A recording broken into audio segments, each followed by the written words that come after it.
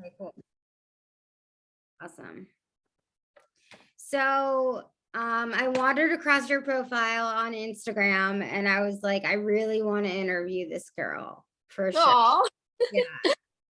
Not having me. much interview, but just tell me your story. I mean, how did you get diagnosed? What happened? Are you on medication? Do you do anything? You know, the whole The whole, the whole shebang.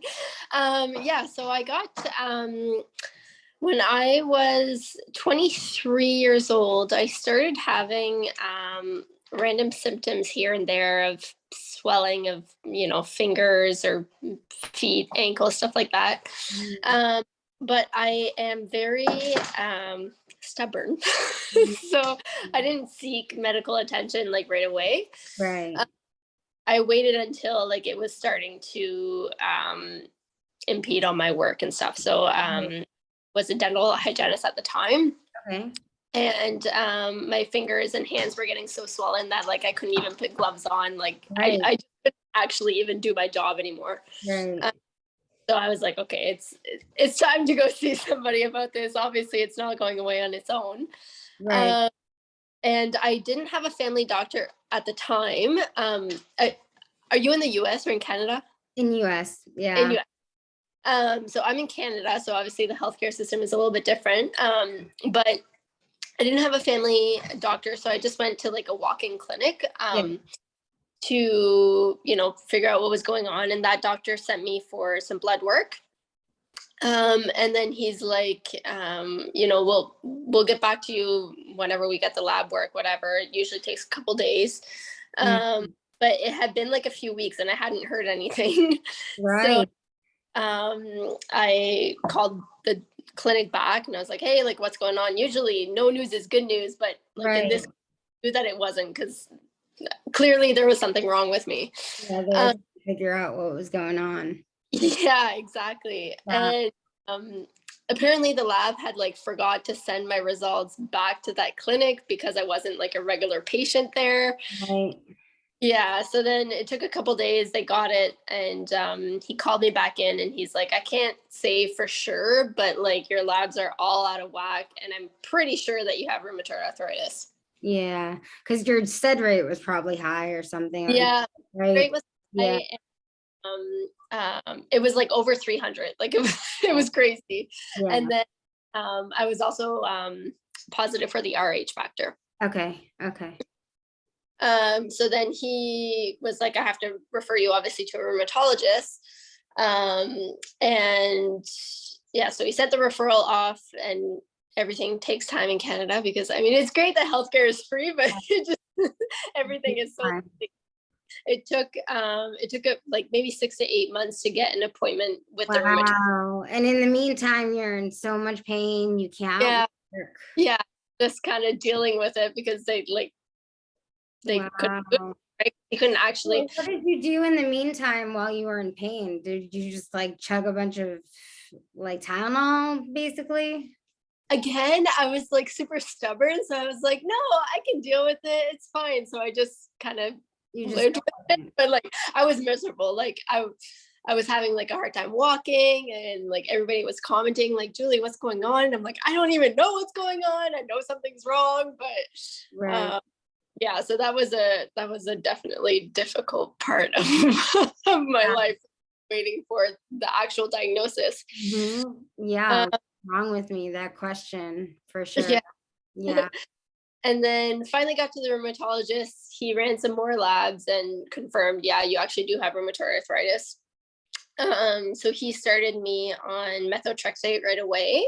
Okay. So I've been on methotrexate. This was, I guess, I just had my 3-year diagnosis, like in anniversary, I guess, if you want to call it like that. So I've been on methotrexate since then. And it's done, a kind of decent job at keeping everything at bay, but still not fantastic. I mean, well, has he talked to you about changing medications, or have you talked to him about changing medications? Yeah, so I've tried a couple other, I was on sulfasalazine for a little while, but I started getting rashes with it, like random red patches everywhere. So we stopped that. And then I was on hydrochloroquine Yeah. or for a few months. That did absolutely nothing. Like, did Yeah. not affect me whatsoever. Mm. So after that, he's like, okay, I think it's time that you start a biologic. Right. Right. So the first biologic that I tried was Cimzia. Okay. And I was on that for probably about a year, I guess. And it worked fantastic the first few months. Like, I felt like a superstar. Like, I was Wow. like exercising again, and like I felt amazing for the Yeah. first few months. But then I don't know if you've been on biologics before, but they kind of start to not work as great when your body, starts to kind of build a tolerance to it. So my symptoms started coming back. So then he switched me to Inflectra or Remicade. Uh, Remicade. Okay. I've heard yeah, Remicade. yeah. So every 8 weeks now I go for infusions for that. Infusions. So how are Yeah. you feeling on the infusions now?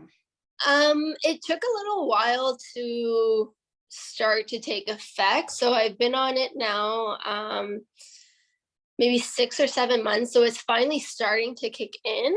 Mhm. Um, the first few months I didn't really feel any different, but now I'm finally starting to kind of feel better.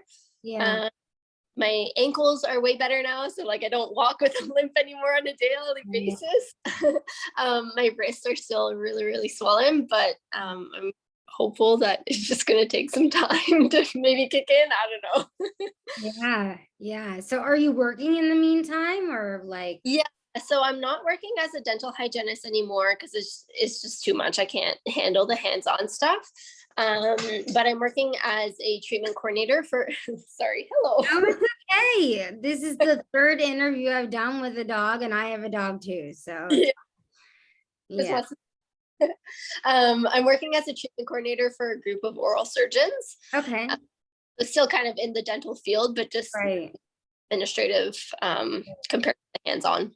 Right. That's great. That's great that you could shift over, Yeah, I know it's probably like something that you love to do, but at least you're in the same field and stuff like exactly. Yeah, I can still kind of use my knowledge and stay in that field that. while I don't know, maybe someday I'll be back to hygiene, but I doubt it the way that it's You're going now. really pretty new to your journey. Like, Yeah, yeah. So it's been I was diagnosed right before the pandemic, actually. So I think it was June 2019. okay. Yeah.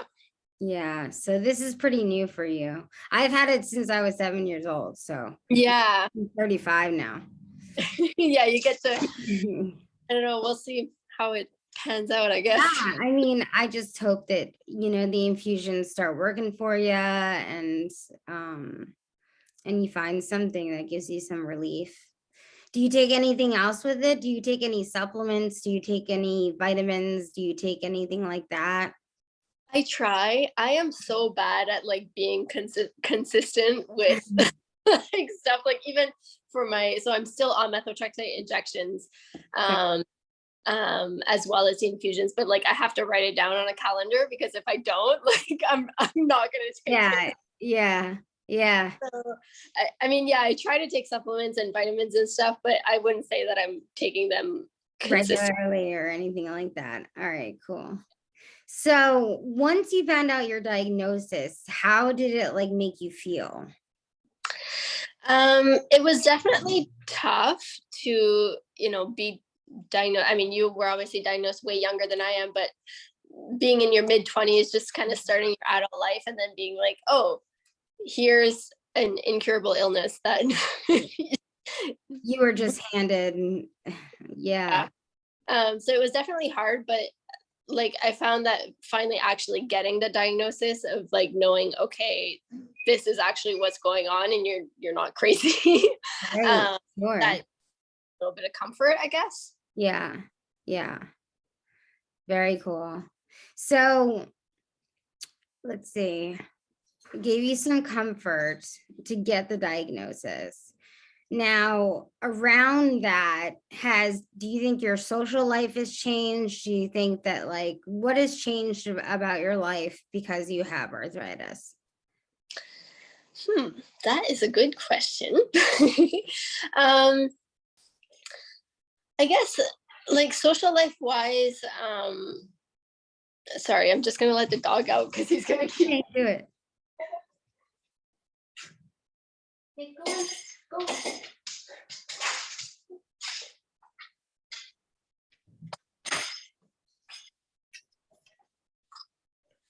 Oh, um, yeah, I find like since being diagnosed, you have to kind of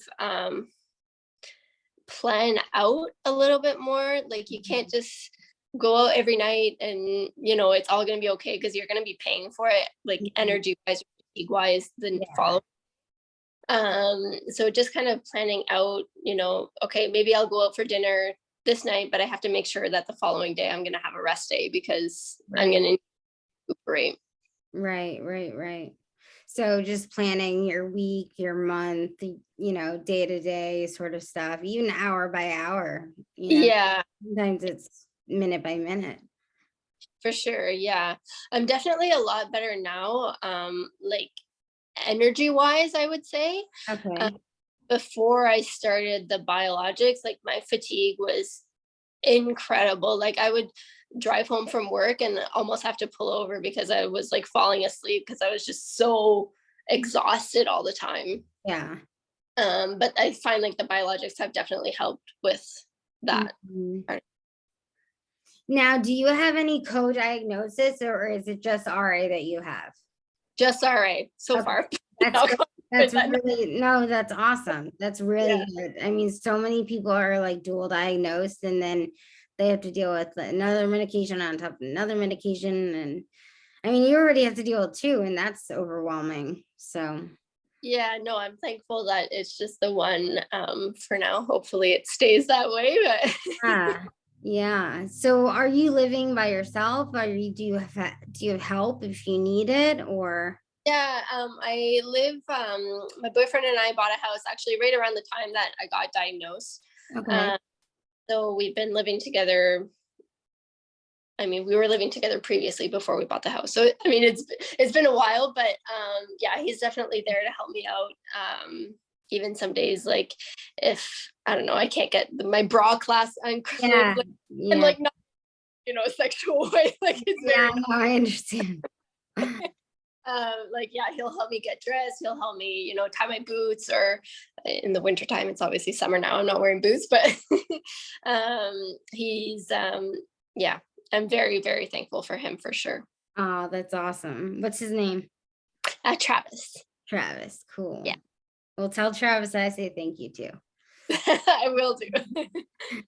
Um, so I'm trying to think of what else, but yeah, I mean, it's a really big impact. The book is about healing your body, mind, and soul, because it can be really traumatic getting a diagnosis. It gives you a lot of anxiety, right? And anxiety and depression of oh my gosh, I used to be healthy and now I'm not, the idea of that, grieving that, Yeah. that can be really difficult. So it's the idea of healing your body, your mind, and your soul. So it's very spiritual too. I don't know how you feel about that, but Yeah, I love that for sure. because I mean, we go through so much trauma when we are diagnosed, when we go through it, the patterns of going back and forth, finding medication, there's just so much PTSD that comes with having a chronic illness. Yeah. Yeah. And just the thought of like you don't realize how many things that you take for granted, like Yeah. even brushing your teeth or brushing your hair or like putting even just socks on, like all Your these. bra. I mean, your bra, right? Yeah.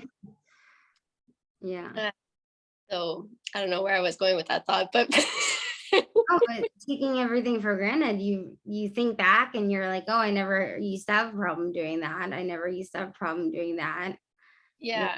for sure. you don't realize all the little things that like kind of add up over time that just drain all of the energy from you when you're in so much pain. Yeah. What about like dietary things? Do you do anything diet wise? Have you noticed anything that gives you more of a flare up than less or any? Yeah, actually, it's been almost a couple months, almost maybe 8 weeks or so now that I switched to more of a plant-based diet. So I'm kind of trying to avoid, dairy and meat and stuff. And the last lab work that I had was my lowest sed rate that I've ever had before. That's incredible. High Yeah. five, right? Yeah. That's so cool. Yeah. That's awesome. So I think it's also like my last infusion, they upped the dose to it. So I think it's probably a mix of both of that. But I've been feeling a lot better since then. So I'm not like super strict. Like if, I don't know, we're out and I haven't planned anything and Right. whatever, or we're going to, I don't know, Travis's family's for dinner and I Right. didn't bring anything, whatever, I'll eat whatever they have. But I'm trying like more on a weekly basis and when we're home and stuff like that. Right. I've really found it's made a difference so far. So Yeah, me too. I agree. So that's awesome. What about things that make you feel more comfortable, like any exercise, or is there anything that you do to like self-soothe, or do you do any sort of like meditation or like getting a lot of sleep or just yeah, sleep is definitely one of them. So yeah, usually in bed every night, like at the latest 9. yeah, So yeah, I'm definitely me too. But I not wake in that. up at like 4 o'clock in the morning, so I don't know. Yeah. Sleep is definitely super important. And then not so much in the summertime because I find it too hot, but in the wintertime, I'll take like lots of baths with Yeah. uh, Epsom salts and essential oils and stuff like that. And then I try to, again, I'm not like super strict on myself because if I get super strict on myself, then I'm just gonna like let it all go. Right, But absolutely. I yeah, agree. There has to be balance. exactly. Yeah. So I try to do at least a little bit of,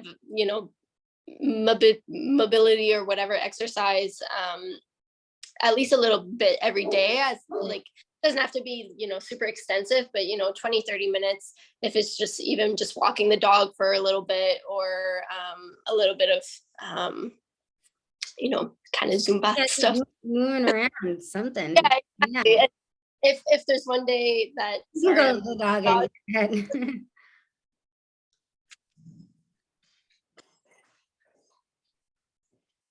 if there's a day that my body's in so much pain that I can't, then that's okay. We'll Right, say, right. You have to be kind to yourself for sure. it, yeah.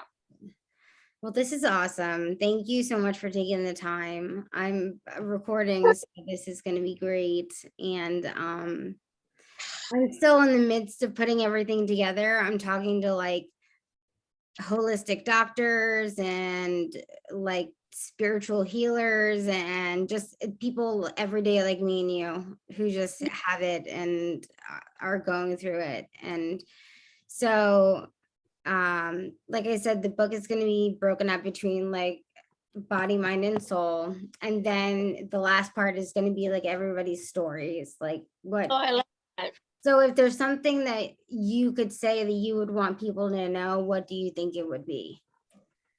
Um, don't be so hard on yourself. There's gonna be days for sure. We're all gonna go through that. But it's important to kind of try to keep seeing the light, because that's what's gonna keep you going. If you get into that kind of dark vicious circle that your life sucks and everything hurts and whatever, you're just gonna keep going down, down, down. We don't want that. You Right, still right. live life despite whatever you Sometimes, have. yeah, sometimes it's hard because like being sick becomes your identity. Yeah. You know what I mean? Like it's like I'm just a sick person, but you're not just a sick person. You're still so much more than just a sick person. Exactly. So that's really with this book, that's what I want to give back to people is their identity, I love that yeah, there's so much more than just being sick. exactly. Yeah. All right. Thank you so much for taking the time, and we'll still talk, and I'll tell you everything that's going on. And, I'll tell you if this is up on YouTube, you can check it out. And, I'll send you another copy. Okay, Okay? sounds good. All So right. much. Thanks. Bye. Bye.